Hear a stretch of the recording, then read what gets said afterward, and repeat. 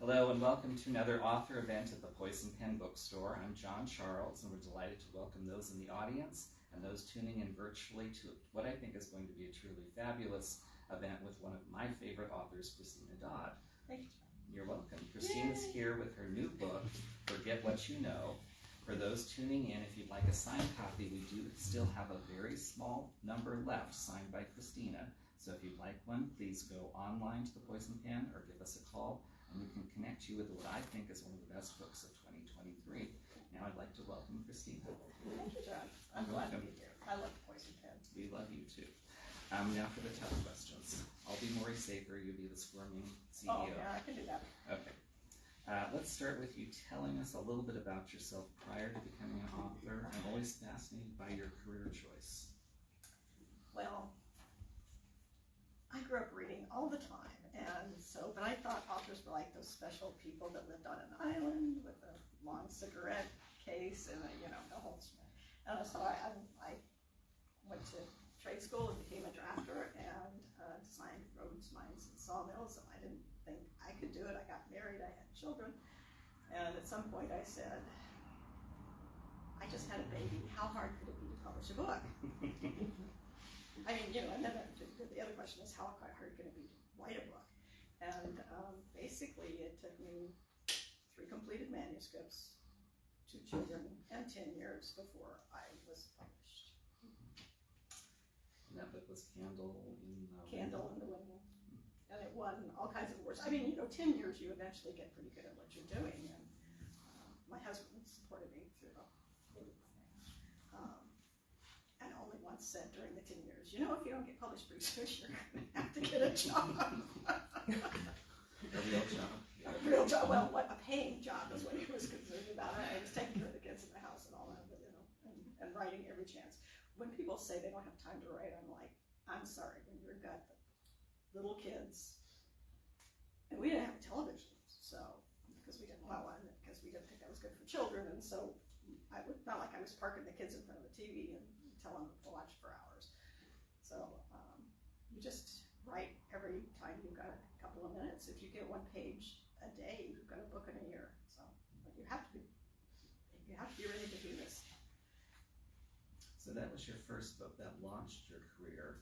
Your career has really gone in different directions, hasn't it? Yeah. Well, let me see. The 4th book was the book Castles in the Air. Mm-hmm. And they did the cover, and they sent me the poster, and I went, they spelled my name right, everything's perfect, and I was at the Romance Writers Conference, and one of the booksellers came up and said, because it was out by then, she said, did you know that the heroine has 3 hands? And I said, no, I didn't know that. So then I went down to the book room and looked at it, and it was like, oh. So then I showed it to my editor, and she was like, So that actually is what put me on the map, because there's a million authors out there, but not very many even have 3-handed covers. It's still famous today. There's a book that came out in April, The Fake Fiancé, I think by Alexandria Belfleur.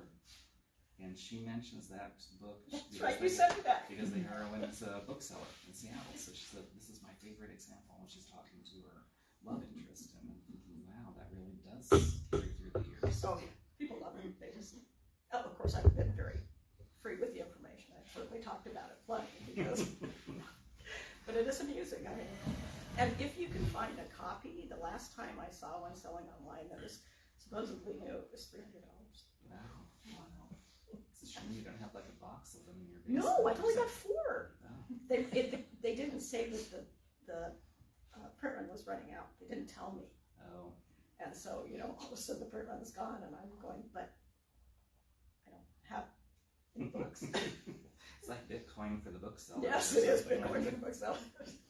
Well, that brings us forward a couple of years to you're writing a new series. It's going to be set on a cruise line, and something happened, and you're plotting to a different direction.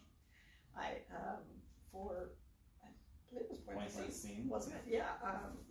I was writing a book on a cruise line, and I think I had like 100 pages done, and COVID hit, and the cruise line shut down, and we didn't know, nobody knew whether they were going to open up again. So here I am sitting here with a book that I can't write. And I did literally go back into my file of ideas for great starts for historical romance, and I came up with the start for this, which is this lady rolls up on the beach dead and basically revives, and when she wakes up she has amnesia, she doesn't know what happened to her, and that somebody's after her. Maybe that's for sure. She's after her. And and I mean, talk about writing in an emergency, that's for sure. Really? So that was kind of like spur of the moment, or you just kind of... It's happened before, John. People should not pay me not to set books in their area. I wrote one book that was set in New Orleans, and my family was we were in Houston, we were about to fly into New Orleans, and they canceled our flight because Katrina came in, and then I was out of book again. I was able to write that one later, though. But yeah, at that time, I was just like, I gotta write a book. But it did give you the chance to introduce readers to a really fabulous setting, Gothic. What can you tell us about that? Oh, yeah, these books. These are set in Gothic.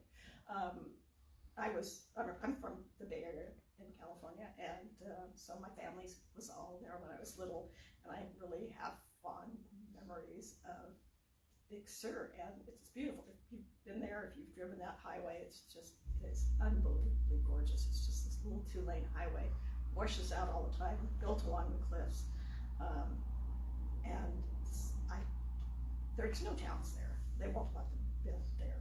That would be ridiculous. But I created Gothic, and it has a legend that is when the fog goes out, it comes back with lost souls, and so there's a little bit of a mystic vibe to it, and as James says, mystic vibe, and I've enjoyed the heck out of it. I know you don't do audiobooks, do you? No, I'm not a fan, but that's not me. I'm not either. Yeah. So there you go. But I did a short story, a novella, and they put it in audio only. They are going to put it in ebook eventually, but I don't know when. They haven't told me.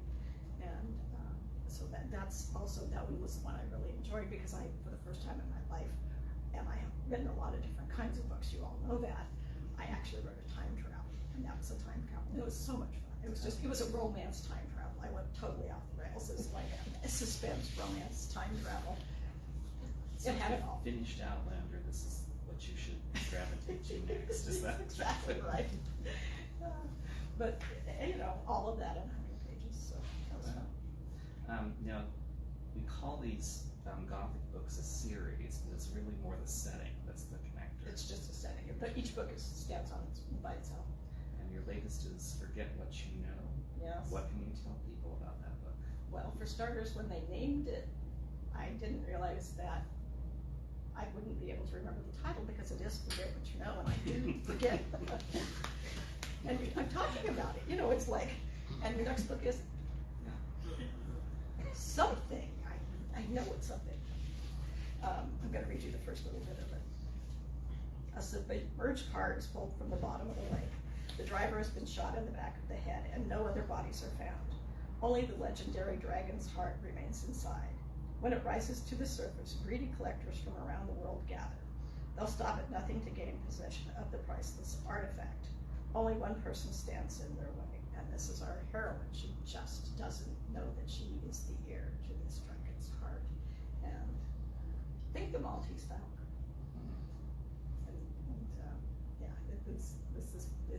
It was a fabulous one, but you're right. It is, and I'm saying this with all admiration, and as a reader, there's a lot going on in the book. Yes, there is a lot going on. How do you keep all of those all those plates spinning in the air? I try not to put too much in them. I think if you can start at the beginning and go straight, and there's no sidetracks, that's really, really good. But sometimes to build the characters so that they are likable, the characters you want to be likable, you actually have to add a little bit more to the plot, and that was what happened with this one. I knew where my heroine was, but my hero had to have something going on. And you chose pro wrestling? Well, he's a pro wrestler. He is a pro wrestler. But no, he's got something going on underneath that, and that's what that was where I had the difficulties. A lot of times readers don't think that writers who do fiction have to do research. But there is, yeah. You just sit there and make it up, and then everything is a book. But but there is a lot of research involved in writing a novel. And can you talk a little bit about what you had to learn for Forget What You Know? For Pointless Scene, I'm very clear on what was happening with our hero and how he made a living in this very remote spot, and that was during COVID. But then I didn't know what my heroine was going to do in this remote spot, so I got on Facebook. I do this all the time. We have Facebook people here; they know that I ask questions, and I said, if you work remotely, what did you do, or what do you do? And there was a list of the most fascinating careers you could imagine. I put it in a notebook. I mean, I've got all of them down. You're going to see them popping up occasionally. But one of the people said flower breeder, and I was at that time reading Flower Confidential by Amy Stewart Gardner. Yes, okay, Amy Stewart or something like that. Yeah, something like that. I think it's just Stewart, isn't it? Yeah, I think it's Amy Stewart. Yeah. And I was really caught up with the flower breeder thing, and I thought this would be really interesting, and it definitely was interesting to write. And if you ever get a chance, if you're in San Francisco, go to the Flower Mart. It's apparently just unbelievably large and wonderful, and the place to be. They open at 2 a.m. in the morning. I think it's 2 a.m. Don't quote me on anything. For the wedding planners and the florists and the nurseries and all of that, and they come and get their flowers, and then at 10 o'clock it's just in public, and you can just go in. It's just apparently the biggest. Go on YouTube, not right now, but go on YouTube, and because there's videos, and I really was I loved it. Yeah, and I love when you're reading something that's entertaining, but you also learn a little bit along the way. I had no idea that flower breeding, flower propagation is such a lucrative profession. I mean, if you breed the right flower, it can be a gold mine. Yes, any kind of seed that can be a gold mine. Of course, the corporations are taking over. One of the things in the book that she talks about is that everybody's still trying to breed a blue rose. And it hasn't happened yet. There's been claims to it, but I think it was purple rose maybe that was the...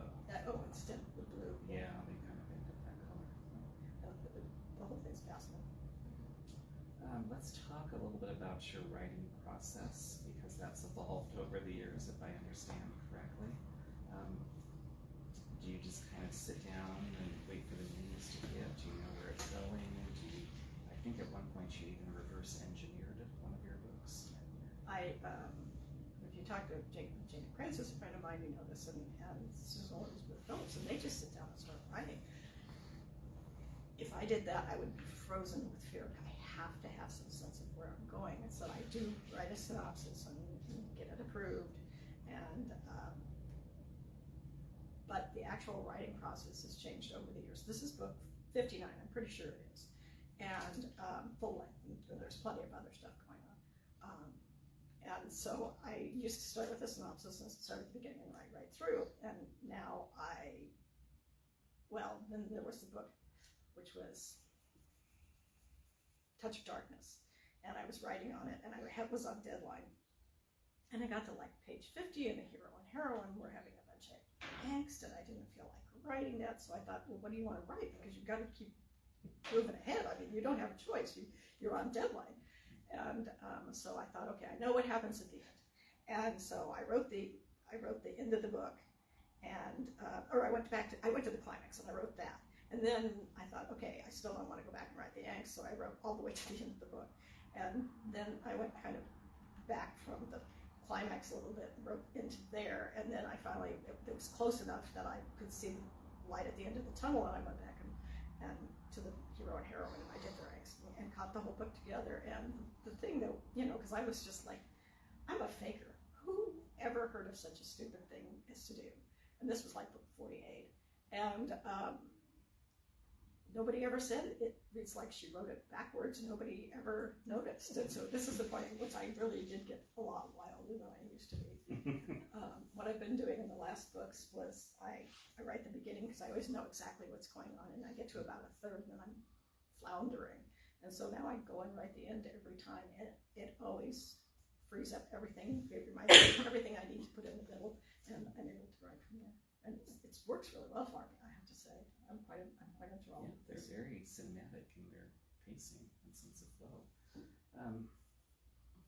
How do you keep track of things in Gothic because you have a lot of unique secondary characters.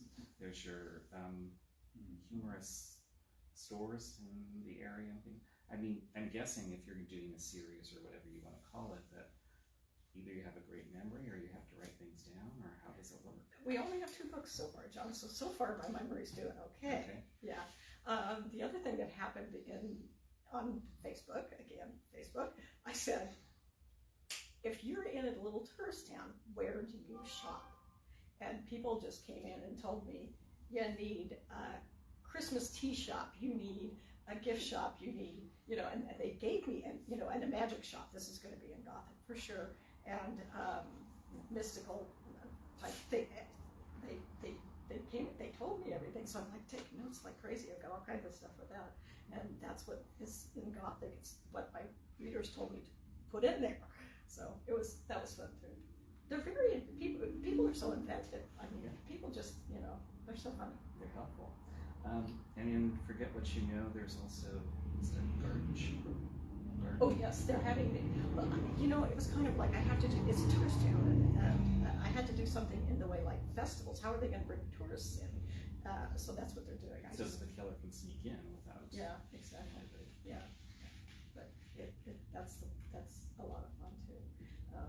I have my character who owns the town basically, who is based on Martha Stewart. I'd ask you about that. I do that. I based her. I really admire. I'm not. The good or the bad Martha Stewart? No, the good part. Martha, we love you if you're out there. Yeah. No, I admire her so much. What a brilliant woman. Her and Oprah are just like fabulous business people and such successful women, and we all know that's really hard to do. And so yeah, I really do admire her, and that's what I based Angelica on, and she's quite the character, and she's really a driving force in the town. What about your relationship with editors? Because that's always interesting to see how an author works with editors. That's on the editor. Okay. It does depend on the editor. I've only had 2 editors that were very difficult for me, and I've had 12, probably 15 editors. For the most part, they're just wonderful people.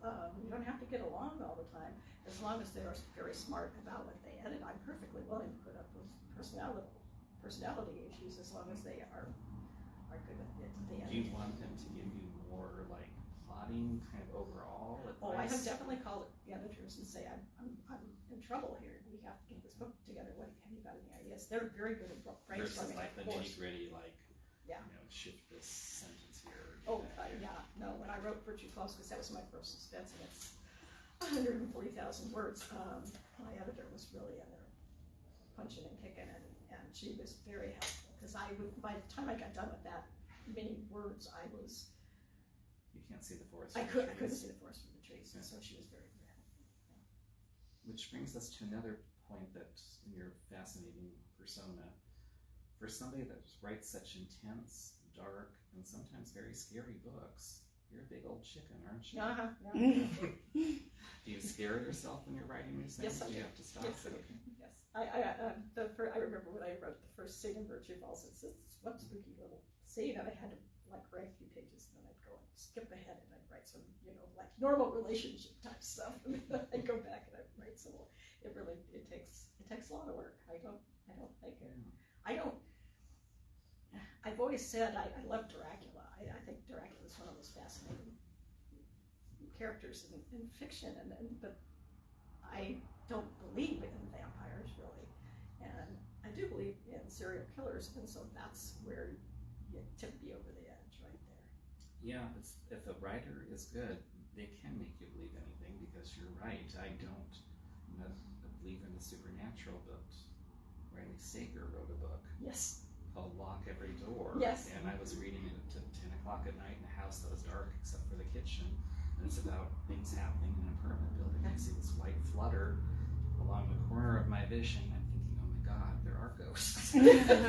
How fast can I get out of the house and into the street? And then I took a minute and I realized the air conditioning had kicked on and the blinds were okay. But a writer can do that to you. And you do that because you suck them into that kind of intense race and way. And Sure. you know, it's the characters, their reactions that's pulling people in. If you can make the reader walk in the person's shoes, that is where it's at. That is where you're going to be successful. And that's what I really work hard at. It's what I'm good at. Characterization is what I'm good at, in my opinion. And plotting, I need a lot of help with plot. Jane and I call each other a lot and say, we're stuck, I'm stuck. Let's talk a little bit about, there's this whole concept of an author's brand that's come up in the recent last 10 years or so. I like to call it the author's voice, how they tell a story. You're kind of a challenge because you don't write the same type of book. You kind of veer off in different directions where you're... I wish I would stop. But how would you, for someone who's never read Christina, I can't even say it, Christina Dodd's books, how would you describe them to that reader? Okay, every book that I've written, historical romance, contemporary romance, suspense, paranormal, they always have suspense. And so there you go. What I write is suspense with humor. Mm-hmm. And the romance component can vary from book to book. Yeah, the romance does vary. Ultimately, the suspense. You know, if we're labeling it as romance, it's certainly romance-centric. But you always have some romance, I've seen yes. in kind of your books. Yeah, I like relationships. I like, to me, watching a man and a woman, or men and men, or women and women, but I've never done that. Mm-hmm. Try to get together and have a permanent relationship. It's just funny. I'm sorry. There's so much involved in it. I've been married since years cross cooled, and I know this. We're just, and you just keep on going. What has surprised you the most about the business of publishing over your long tenure as a writer? Oh, well, what happened with self-publishing has been fascinating and a good thing. I mean, we really have gotten some great voices out there that are self-published. Before, it was so hard to get into the business, and I think that we lost a lot of wonderful authors because they were rejected so much.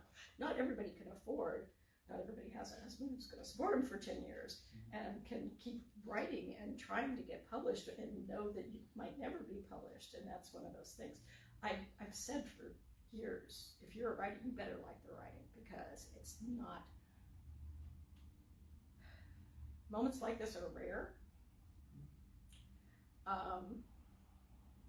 You don't get the limelight. You're alone in a room by yourself talking to imaginary people, and you better like what you're doing. And sometimes books don't do well, and you get on to Candle in the Window. My first book won so many awards and just got a lot of acclaim. And if you go on Amazon, there's plenty of 5-star reviews there, but there's also plenty of 1-star reviews, and so you just have to be braced for this stuff. It's just an opinion. You have to live with that, and just keep writing. You're not writing for the person that hates your book. You're writing for the ones that love them. I think that's very smart. I also think that you can't write to trends as a writer. No. I mean, that's why you kind of do what you want to do, but every once in a while, like the Gothic series is in a way on trend because it's got that whole, as Jane said, spooky, supernatural, Gothic vibe going. I mean, I even thought you were naming the town just kind of as your little wink at the whole thing. Yeah, no. It is a little bit of a wink, but at the same time, it's I've always written ghosts and stuff. I don't know. I just thought that it was good fiction. So you're not only a writer, but you're also a reader. What have you read that you would like to share with other people? What are the books that you're looking forward to? What can you tell us about Christina Dodd as a reader? Right now, I of course, one of the reasons I wrote historical romances because I love reading research books. And right now I'm reading Da Vinci's Kitchen, which is the history of Italian cuisine, and it's very interesting. Well, I mean, it's just like Flower Confidential. You never know when you're going to find something that really speaks to you, and that's that kind of lively reading thing that goes on. And then I understand that an author named Jane Prince has a book coming out in a month that's kind of debride. Right. Actually, it's a magic week. Yeah, I think she's a new author. Some people might be familiar familiar with her, The Bride Wore White is the book. And you've read it. I've actually read it. It's quite good. It's no Christina Dodd, but it's good. But she's tried so hard. I actually, Jane and Krantz writes in Three Names, Amanda Quick and Jane Castle and Jane and Krantz, and my favorites are the Jane Castle. And this last Jane Castle was wonderful. It's called Sweetwater of the Ridge. I really enjoyed that. Yeah, she's like you, Jane, under whatever persona she adopts, is very consistent. So if you like one of her books, you usually will like all of her different things. Just like I'm not a big paranormal romance reader, but I loved your paranormal romances. That's never done anything for me, but there's millions of great writers that do that. And those are, without a doubt, my most popular books. They just, people just love them. And that was a great, Darkness Chosen was a great series. Yeah. That's the book. Those are the books I send people to if they've never read me. Read the Darkness Chosen. What advice would you give to aspiring writers? You talked a little bit about it, but what do you wish someone had told you that when you were starting as a writer? Oh, basically what I said is that you better like the job. You better enjoy what you're doing. It's just a lot of work, and it's not always rewarding. And sometimes the books don't go well, and sometimes somebody in your family dies, or you have a kid that's in trouble or something like that, and you still got to try and produce the books. For me, when there's troubles, it is someplace to go where I have control, and that's a nice thing. But people have to find out this stuff for themselves. If you're wanting to write, it's a tough job. But also, I know at the beginning what I was thinking was, how am I ever going to continue with a career? How do people actually keep doing it for years and years and years? And I don't, you just, as long as you read other books and watch anything and observe people, there's so many plots. I'll never have time to write as many plots as I've got. Do you find that you write pretty much a certain number of books a year? Does that vary? Does your production level remain consistent? No, the production level is not consistent at all. No, it depends on, one of the reasons I've switched genres so often, which is like death to a career. You should never do that. Don't die. There's the other thing. Unpublished writers, stick with one thing. Stick with one name and don't change genres. Don't change genres. But to me, the one reason I've been able to do it for so long is because I kind of get bored with one, and I think, well, I could go do this. And so I go off and do this, which is entirely different and completely challenging, and I really enjoy myself. And then sometimes I go back to the first one, because by then I'm feeling really good about the old ones, and so it's been me wandering through life doing whatever I wanted to for various reasons, but it's kept me fresh. I really enjoy the writing. I think that's... It's been 32 years. I know. It's not the years, it's the mileage. Yes. But I think that's smart on your part as a writer, because you can tell when a writer gets... Stale. Yes. But it's also a challenge, because you're not... Readers sometimes want exactly the same things over and over again. Yes, yeah. And sometimes that doesn't happen. I forgot my next question. So. I know. But no, I always agree. I like the same thing over and over again from an author too. But as long as I like the characters, I can follow an author anywhere. Yes, it's that kind of eternal dilemma. You want something familiar and comfortable, but you want something fresh and new too. Or as they say, tall yet short, or young yet old. But yeah, that's pink or black. Yeah. Now I remembered a little bit about how much input. I know some readers are fascinated by how the book gets to the marketplace in terms of the title, the cover, all that stuff, and how much input an author actually has into that. Input on covers and titles depends on the publishing house you're at. Okay. And if you're self-published, you can do whatever you want, and that's fine. You're really trying to trip people up. I was with John. We've got Murder Your Employer over there. I'm going, why didn't I think that? That's the best title in the entire world, and it's volume 1. People are buying it because they think it's a how-to manual.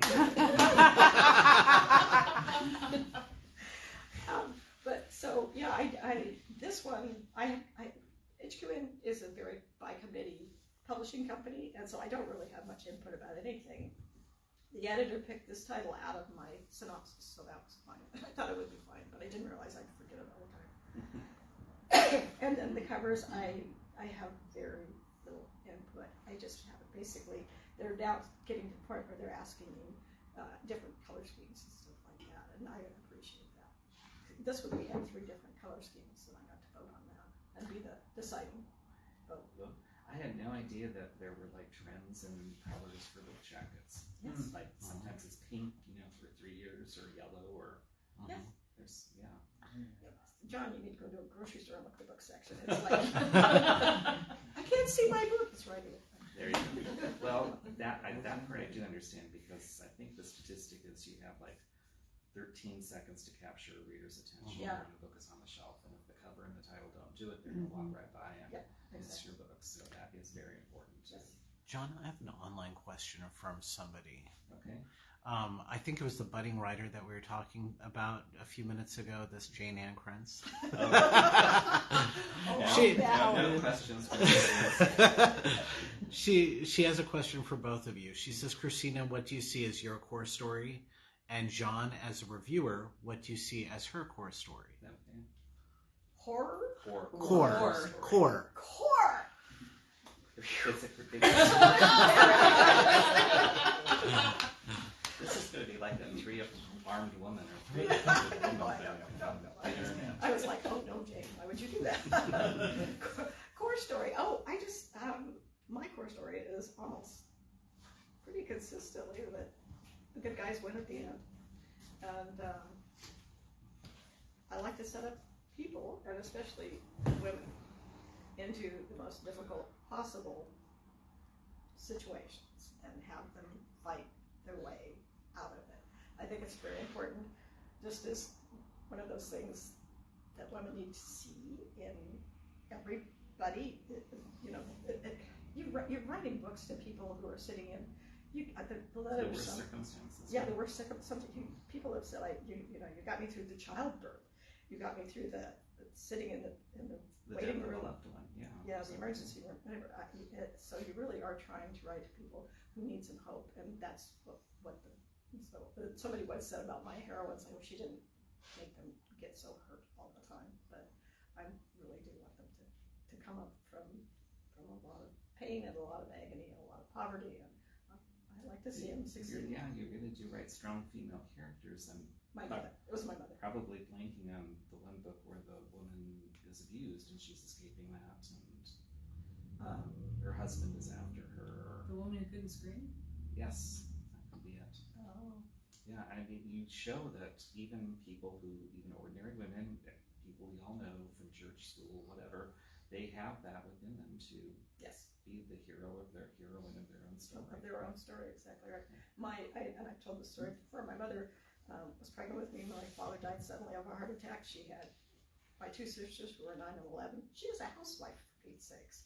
She didn't have a job. And I was raised on Social Security.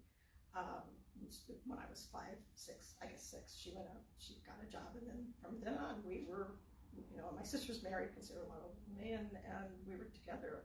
And it was a tough life, and she was scared to death all the time. I mean, I know she was. It was just terrifying.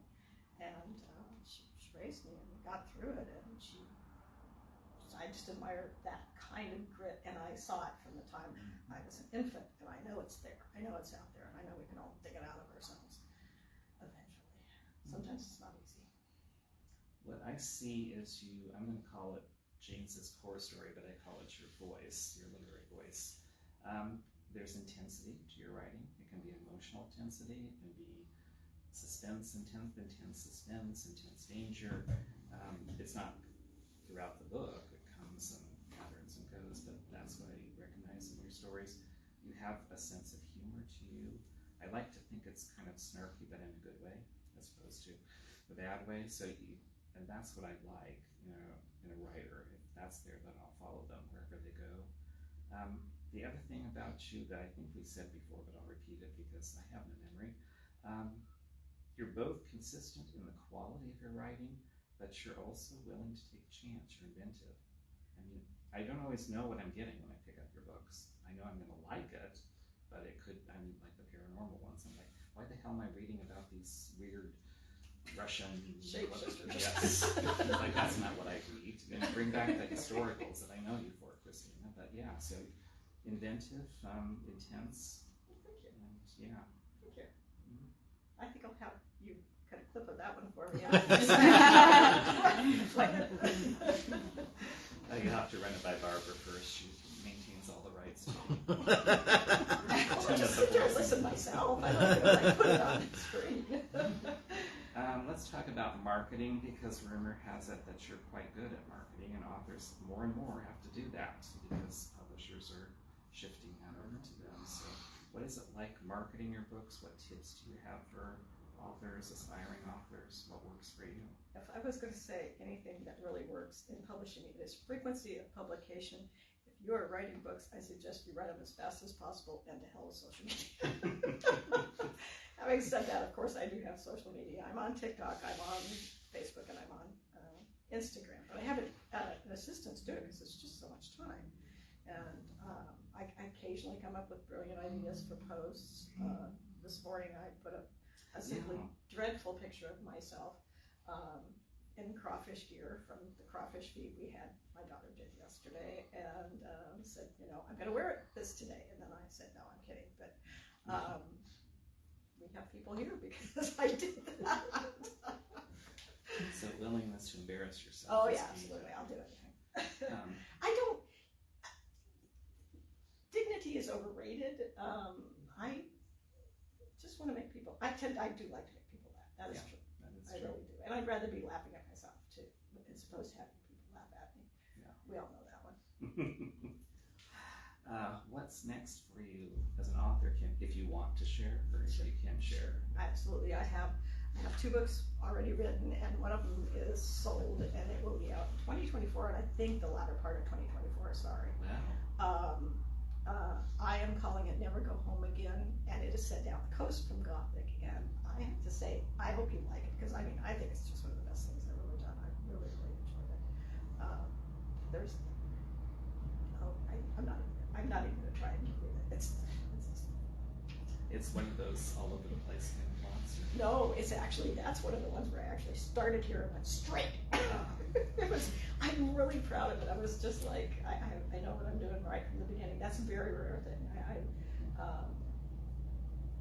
For me to see the path clear all the way through, that's very rare. And to me, I think it makes it a really great book. And this one I think is just wonderful. I got to the middle and I got a surprise myself, and it I think doubled the book. And I'm pretty excited. But it is called Never Go Home Again, but the publisher has not approved the title either. So And there's another one after please sign up for my newsletter. That's a valuable marketing tool. Well, yes, the newsletter is the important thing because people know what's going on. I always tell everybody what's going on with the newsletter.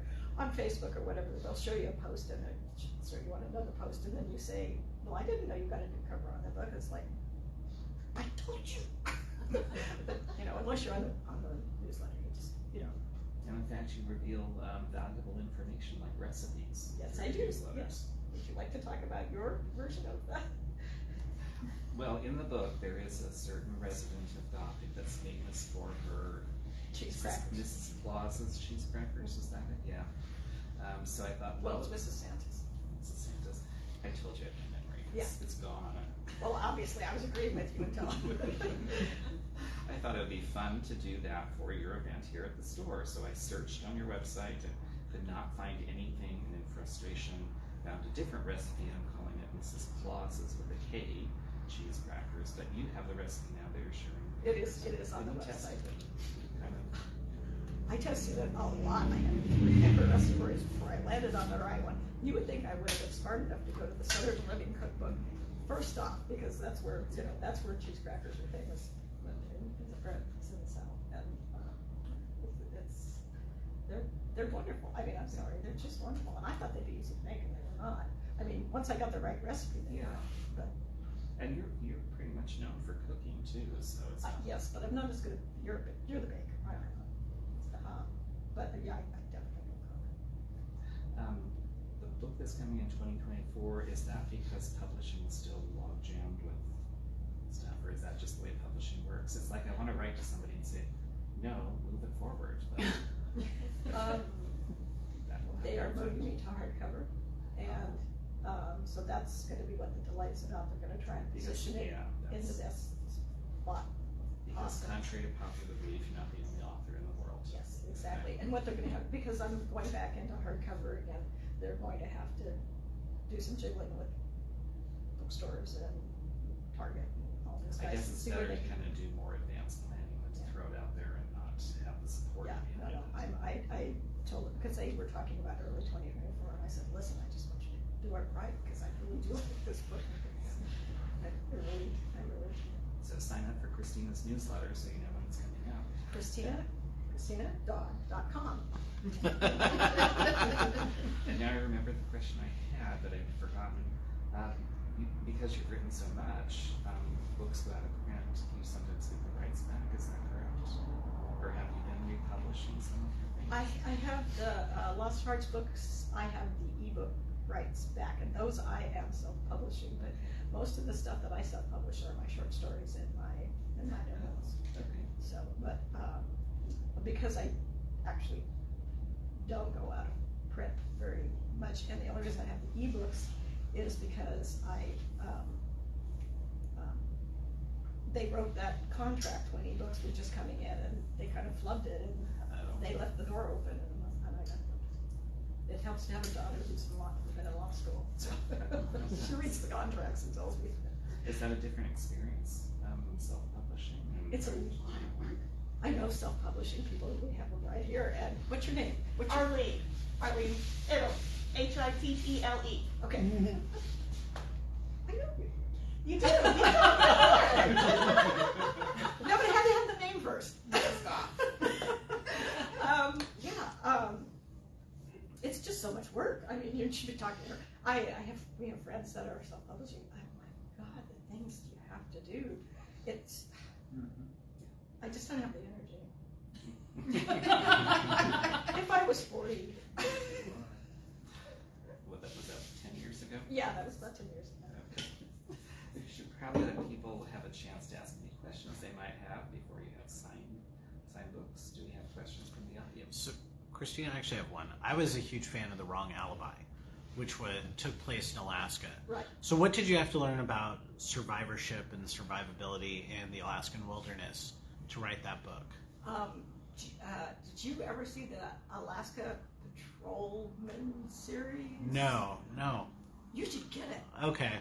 Truly, that was where because it's the Wild West out there, guys. It was quite I'm not a reality show person, but it was, I can't remember what it's called exactly, Alaska Patrol, something like that. Alaska State Troopers or What? something like that. Yeah. It was Yeah, the State Troopers, of something Alaska. like that. That was, truly, I got that and I started watching it and I was like, holy smokes.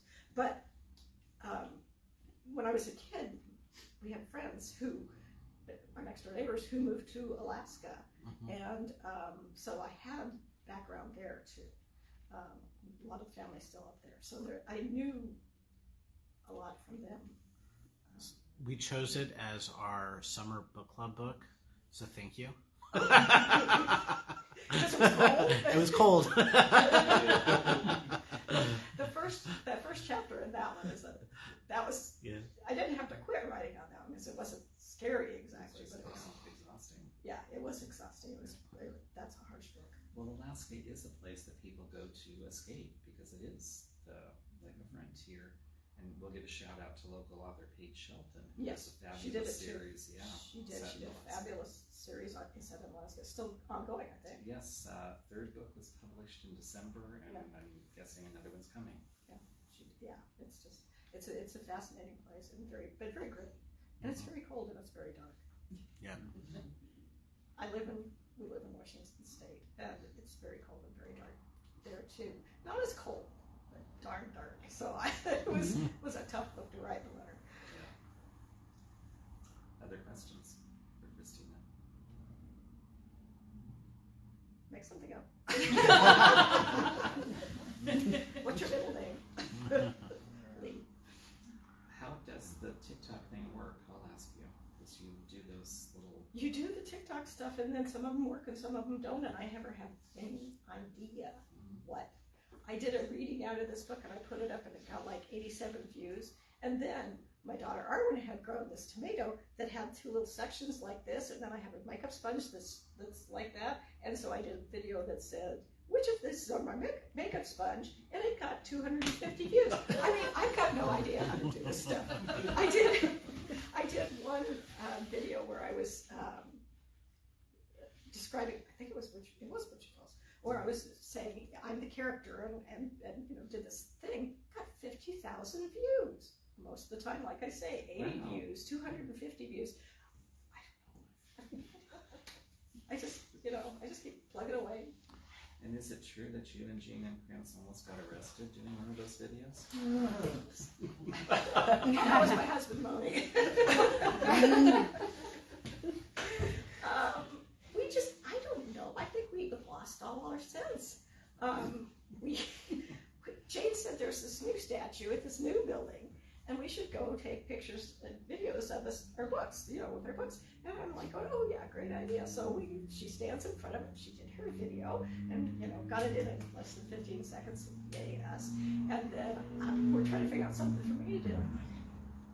And there was this bench that's up like here, and we're going, why is the bench up so high? This is such a dumb design feature. Who would do such a thing? And I said, well, okay, I'll just get up on the bench and I'll crawl along and pick up the book and say, you know, it was point last scene. And so I get up and crawl along the bench, and we thought the building was empty. This guy comes projecting out of the door, and he's yelling, "That's not a bench!" But on the video, it doesn't say like that. That's what it sounds like. It sounds like he's calling me a name. So if you watch the video, there's me crawling along, and there's this guy shouting in the background, and Jane, God bless her, kept filming. And Jane says, sure, blame that incident on me. and then, you know, I hopped down, and then we walking back and just laughing our asses off. And then I sat down and went, well, this would be a great newsletter. So I started writing the newsletter. I thought, my God, we're idiots. What are we thinking? We could have been arrested. I mean, so if it wasn't a bench, what was it? Oh, it was you were supposed to stand there. It was an office building, so if you went out in the patio, you would be able to stand there with your coffee or your lunch. But you and Jane are petite, so it didn't occur to you it was a table.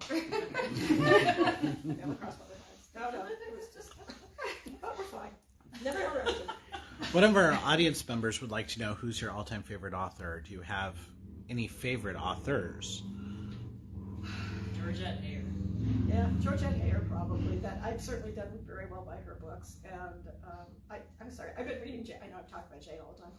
I've been reading her for 40 years, way before we were friends. I loved her books, and she has many names, as you all know. I like look at historical. The Deanna Raymortons are really good right now. You've given me quite a few. John Sundby's stuff. Love and Saffron. Love and Saffron. Oh yeah, I loved Love and Saffron. Yeah. That was a lovely book. That was not a scary book. That was just, it's a lovely book. You need to balance it out every once in a while. Didn't you just read The Seven Husbands of Evelyn? I thought. Yeah, The Seven Husbands. Evelyn Hugo. Yeah. Hugo. Yeah. That was. This is not my kind of book at all. Yeah. Did you read it? No, but I added it to my list when you recommended it. Yeah, I really. It's a Hollywood book. It's not my kind of thing at all. You're And not a Hollywood kind of reader? no, I'm not. Really? No, Okay. never occurs to me to even think of that. Right, we can't be friends. This is the last interview. Different tastes for different readers. Yeah, absolutely. But no, it's really. I think it's entertaining no matter what. And it has a small mystery in it. Yeah. That wasn't what entertained me. It was all the seven husbands and The her. story of that. It was great. Any other questions from? Nobody else online. Okay. Then we're good. I'd like to thank everyone for attending this event here and those online for joining another virtual author event at the Poison Pen Bookstore. We'd especially like to thank Christina for joining us today and for writing such wonderfully entertaining books.